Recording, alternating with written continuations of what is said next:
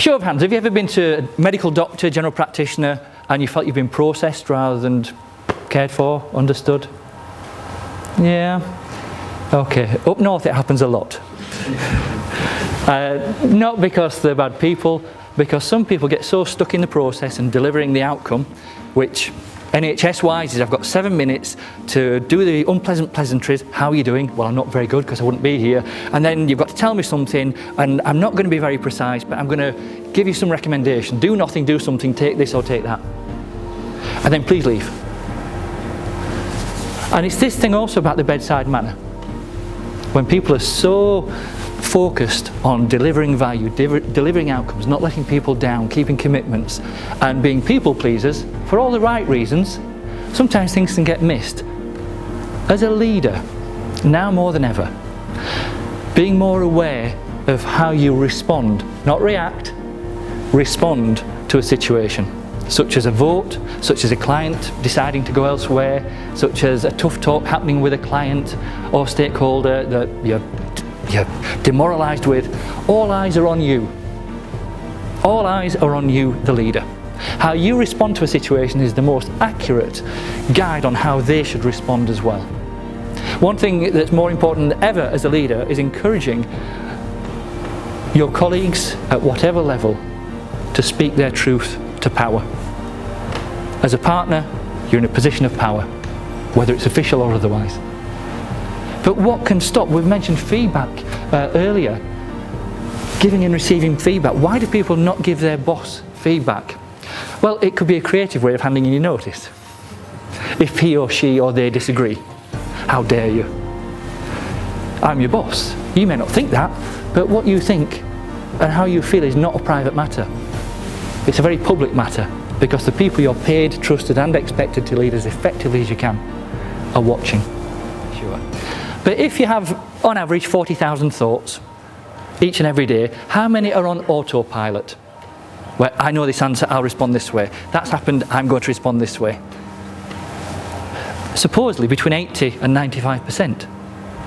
Because you operate based on experience, expertise, values, your personal values, and even your personal prejudices. And in some ways that's not a bad thing, because it can help you make good decisions.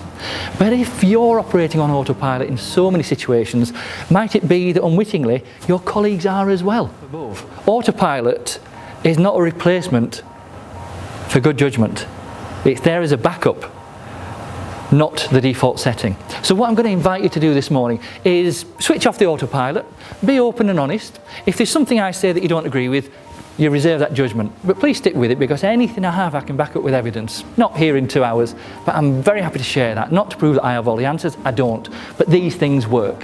One client who is now the managing director of a law firm generated £8.2 million worth of value in 20 days, just by developing a few managers and one team.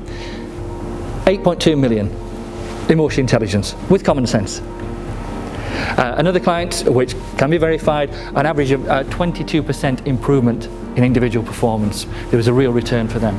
Another client, 25% improvement in sales, 35% improvement in management productivity, how they measured it, not me. Hands clasped together. Which hands, if your right thumb is on top, hands up please. Oh, not many righties. Okay, thank you. Left thumb on top. Well, that's where the problem... No, it's not. Did we mention prejudgment earlier? I don't know if I did. Now, how did that feel? Whichever thumb was on top, how did it feel? Natural. Natural? Sorry? Comfortable. Comfortable. Please shout out, because I can stay silent longer than you. How else? Subconscious. Yeah? Yeah, didn't think about it. How did it feel? I actually had my thumbs side by side. Oh, side by side. Are you the one that put excitement earlier? Right. Yeah. We didn't quite get him in the corner, but this is the thing, natural, we don't think about it. Okay, now take your hands, and same hands, and put the other thumb on top. How does that feel? Weird. Weird, weird. What else? Any advance on weird? Awkward. Wrong? Yeah. Yeah, what else? Exciting. Exactly, yeah. Right, I should have brought my tablets today, but never mind. But, okay, wonderful. Now this is the thing, you've had these hands all your life, and okay, there's not much meaning to, doing this, but it's something as simple as doing that. It can feel a little bit weird, a little bit awkward, a little bit wrong. But this is about, we're not going to do it this morning, don't do it when you're doing the falconry or golf, it would be a little awkward. If you got the other thumb on top about 20 times, it would become more comfortable or at least less awkward for your brain. And it's called neuroplasticity. What about taking that principle of the thumbs, that's my best stuff gone, taking that principle of the thumbs and thinking, what 2 things can I do to add value, even more value, to my team? To individuals as well as collectively. What 2 things might I be doing that aren't, they're good, but they're not adding best value? Why does my brain want me to spend time versus where the business is expecting and trusting this brain of mine to invest it? Because whilst this onboard motor is very powerful, it doesn't have an owner's manual. Your brain will take you where it wants to take you. And this is about you taking control of your brain rather than it controlling you.